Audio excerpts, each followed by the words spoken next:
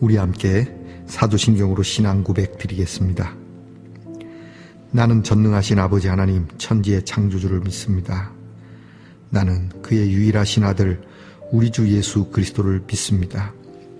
그는 성령으로 잉태되어 동정녀 마리아에게서 나시고 본디오 빌라도에게 고난을 받아 십자가에 못 박혀 죽으시고 장사된 지 사흘 만에 죽은 자 가운데서 다시 살아나셨으며 하늘에 오르시어 전능하신 아버지 하나님 우편에 앉아 계시다가 거기로부터 살아있는 자와 죽은 자를 심판하러 오십니다. 나는 성령을 믿으며 거룩한 공교회와 성도의 교제와 죄를 용서받는 것과 몸의 부활과 영생을 믿습니다. 아멘. 오늘 함께 부를 찬양은 우리 오늘 눈물로라고 하는 찬양입니다. 원제는 우리 함께 보리라 라는 찬양입니다. 우리 오늘 눈물로 함께 찬양합시다.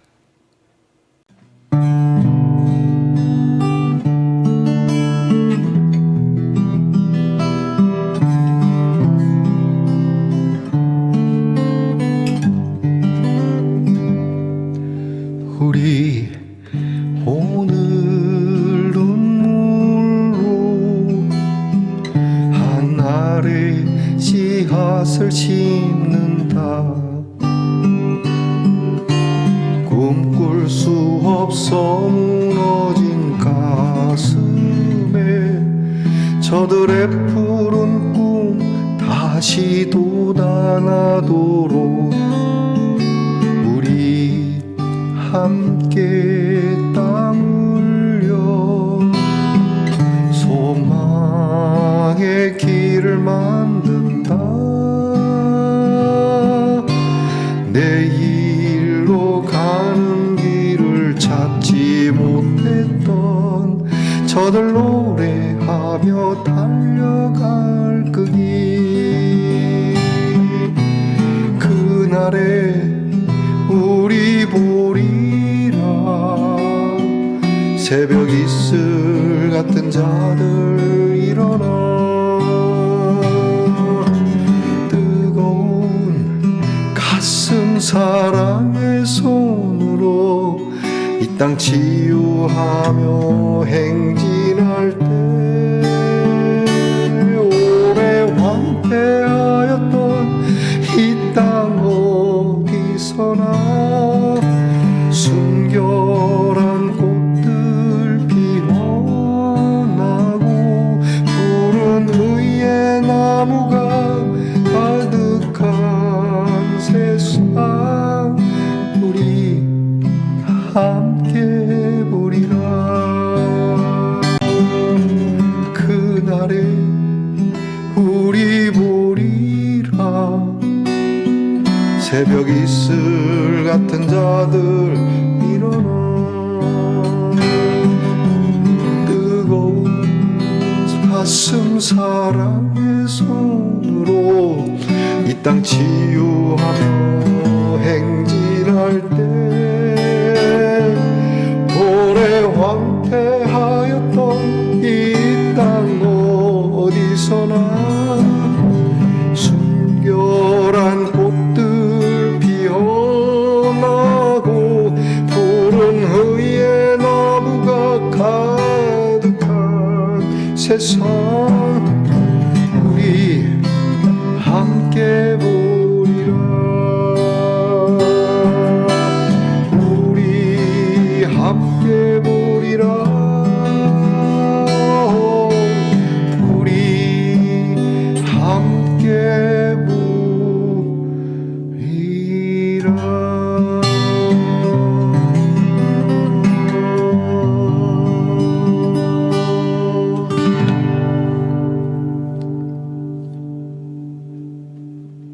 우리 함께 겸손한 마음으로 기도드리겠습니다. 하나님 감사합니다. 오늘도 저희를 향한 하나님의 귀한 정성스러움을 저희들도 주님께 이 정성으로 화답하며 주님 앞에 겸손히 엎드립니다. 주님께서 우리에게 주신 귀한 복음의 진리를 따라 그것이 우리에게 힘들고 고되고 눈물이 될지라도 우리에게는 아름다운 결과 귀한 성령의 열매로 돌아오는 씨앗이 됨을 믿고 우리의 땀과 수고와 눈물을 아끼지 않겠다는 마음을 주시옵소서. 하늘의 소망을 주셨으니 세상의 소망을 가지고도 넉넉히 살아가는데 하늘의 소망을 가진 사람들이야 더 그래야 되지 않겠습니까? 우리의 푸르른 소망이 다시 회복되어지고 새롭게 돋아나도록 우리의 땀방울 하나하나가 소망의 길이 되어 우리만이 아니라 함께 소망을 잃은 자들이 이 길을 걸어 하나님이 주신 귀한 행복의 노래의 자리에 있게 해 주시옵소서. 우리의 눈으로 볼 수 없는 것을 보게 하신 하나님께서 이루시는 귀한 의의 나라를 보게 하시고 평강과 평등과 자유와 의와 화평의 나라를 볼 수 있는 우리 성도들이 되게 해 주시옵소서. 육체의 몸은 식어가도 우리의 뜨거운 가슴은 식지 않는 하나님의 열정이 우리들에게 있게 해 주시옵소서. 비록 살아온 날들이 우리의 아픔을 갖게 하지만 그래도 오늘 거룩한 꽃을 피우기 위하여 수고하며 예수님을 닮아가는 우리 성도들이 되게 해 주옵소서. 오늘 병 가운데서도 주님을 닮고자 주의 이름을 부르는 성도들을 눈여겨보시고 큰 역사를 이루시고 일으켜 세우시고 마음의 무거움과 침륜에 빠진 자들도 하나님 정말 행복하고 상쾌하고 흥겨운 하루가 되도록 저들의 마음을 지켜주시옵소서. 우리의 자녀들을 위하여 늘 기도합니다. 공부하는 자녀들에게 하나님의 지혜와 명철을 주시고 나라를 지키는 자녀들에게 하나님의 보호하심과 평안함을 주시며 직장에서 애쓰고 수고하는 자녀들에게 하나님의 먹이심과 입히심이 있게 하시고 멀리 해외와 객지에 나가 있는 우리의 자녀들이 하나님의 귀한 돌봄과 사랑과 인도함 속에 있는 하루가 되게 하옵소서. 오늘도 하나님께서 주시는 귀한 말씀을 따라 하나님 이 말씀 앞에 엎드려 말씀을 감사함으로 먹고 배부르며 말씀의 열매로 우리 모두가 복된 우리 말씀 동산의 성도들이 되게 하옵소서. 예수님 이름으로 기도합니다. 아멘. 오늘 함께 나눌 묵상 말씀은 출애굽기 16장 17절로 18절 말씀입니다. 출애굽기 16장 17절로 18절까지의 말씀을 저와 함께 소리를 내어 같이 읽겠습니다. 이스라엘 자손이 그같이 하였더니 그 거둔 것이 많기도 하고 적기도 하나 오멜로 되어 본즉 많이 거둔 자도 남음이 없고 적게 거둔 자도 부족함이 없이 각 사람은 먹을 만큼만 거두었더라. 아멘. 말씀의 동산 성도 여러분, 지난밤 편안히 잘 주무셨습니까? 주님의 이름으로 문안드립니다. 오늘은 어떻습니까?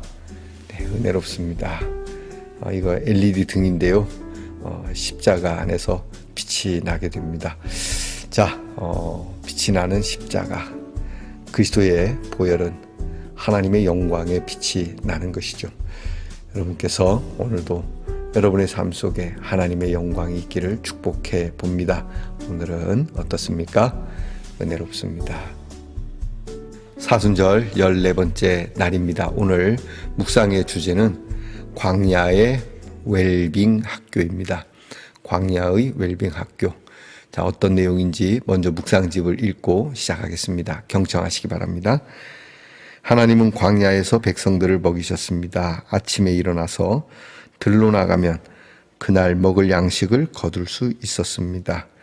백성들은 이것이 무엇이냐라고 서로 물었고 그 물음이 만나라는 이름으로 자리 잡았습니다. 하나님은 모세를 통해 먹을 만큼만 거두라고 명하셨습니다. 많이 거둔 자도 남음이 없고 적게 거둔 자도 부족함이 없었다고 성경은 말합니다. 모세는 아무도 다음 날까지 남겨두지 말고 그날에 다 소비하라고 했지만 어떤 사람들은 순종하지 않고 아침까지 남겨두었습니다. 그러자 벌레가 생기고 냄새가 나서 먹지 못하게 되었고 모세는 그들을 향해 화를 내었습니다.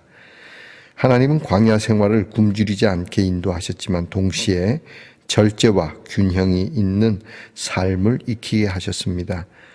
주신 것으로 만족하는 삶입니다. 웰빙은 잘 산다는 말입니다. 처음에는 패스트푸드에 반대하는 슬로우 푸드 운동 등을 뜻하는 말이었지만 우리나라에서는 고급 취향을 의미하는 단어로 오염된 면이 있습니다. 진정한 웰빙은 하나님의 뜻대로 잘 사는 것입니다. 광야는 하나님의 웰빙 학교였습니다. 한국 경제는 단기간에 초고속 성장을 이루었습니다. 배고프던 시대에서 먹을 것이 풍족해진 시대로 빠르게 전환되었습니다. 먹을 것은 풍족해졌는데 배고파서 불안하던 시대의 습관은 그대로 남아 있습니다. 미처 절제를 익히지 못해 많은 질병을 겪고 있습니다. 할머니를 생각하면 밥 먹을 때 다가오셔서 많이 무라 라고 말씀하시던 다정한 모습이 가장 먼저 떠오릅니다. 할머니는 종종 우리는 배고픈 게 평생 한이 되어서 그렇다라고 말씀하셨습니다. 2001년에 개봉한 영화 친구에서 가장 인기 있었던 대사는 고마해라 마이 무따이가 였습니다. 21세기를 여는 첫 해에 한국 사회가 꼭 들어야 했던 말인 것 같습니다. 예전에는 많이 먹는 것이 건강을 위한 것이었다면 이제는 건강을 위해 무엇을 먹지 않을까 고민해야 하는 시대가 되었습니다. 마이무라의 시대에서 고만무라의 시대로 넘어간 것입니다. 이스라엘 백성들은 피라미드로 상징되는 이집트로부터 해방되었습니다.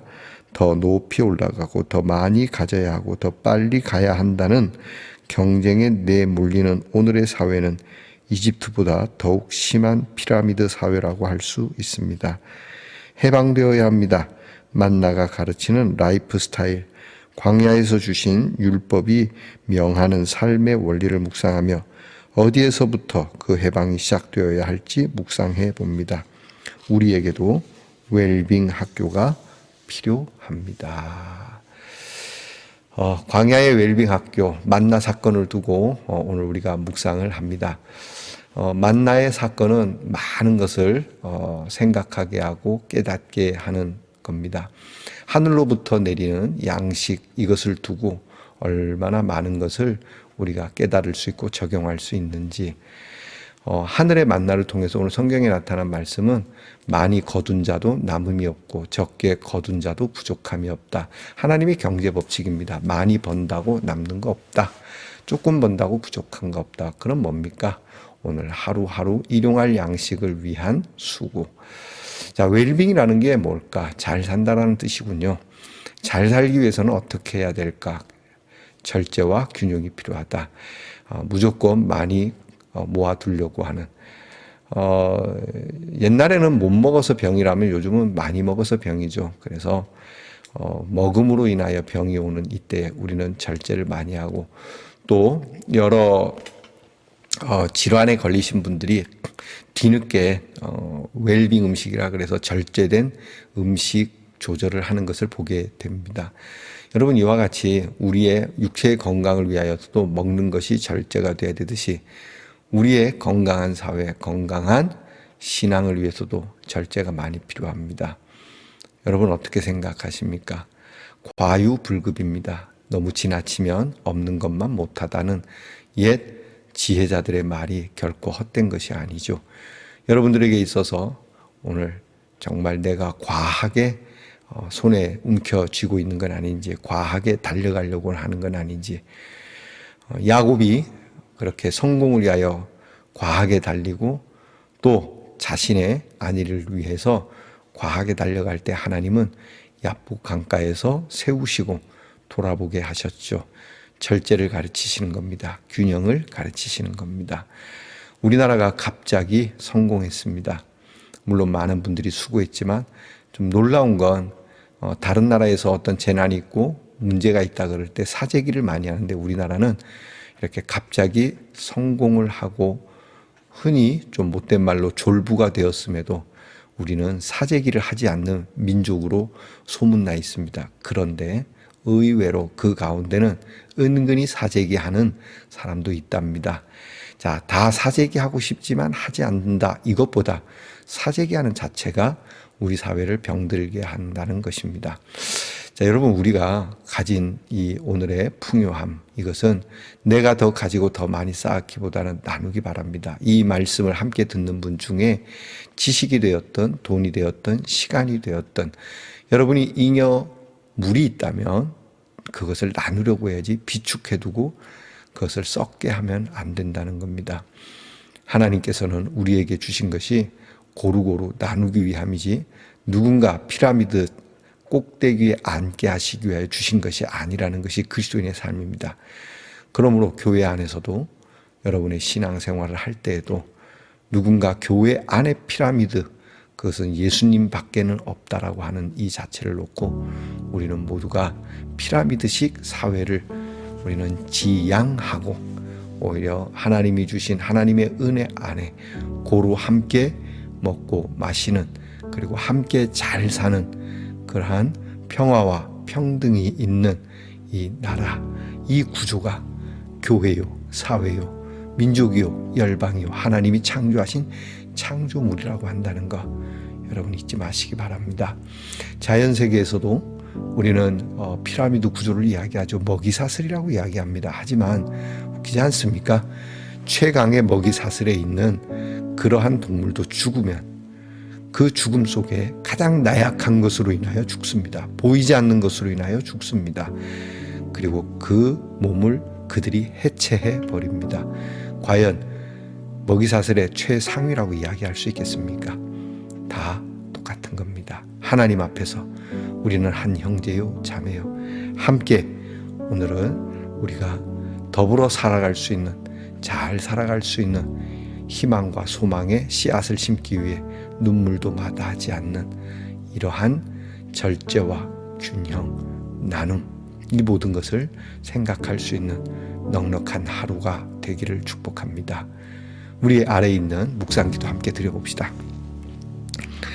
주님, 물질적 풍요가 가져다 주지 못하는 가치를 생각하게 하시니 감사드립니다. 성경적 삶의 원리를 배우고 익히게 하소서. 아름다운 것은 온전히 즐길 줄 알면서도 절제와 균형을 갖춘 진정한 웰빙을 익히게 하소서. 예수님의 이름으로 기도합니다. 아멘. 하늘에 계신 우리 아버지, 아버지의 이름을 거룩하게 하시며 아버지의 나라가 오게 하시며 아버지의 뜻이 하늘에서와 같이 땅에서도 이루어지게 하소서. 오늘 우리에게 일용할 양식을 주시고 우리가 우리에게 잘못한 사람을 용서하여 준 것 같이 우리 죄를 용서하여 주시고 우리를 시험에 빠지지 않게 하시고 악에서 구하소서. 나라와 권능과 영광이 영원히 아버지의 것입니다. 아멘.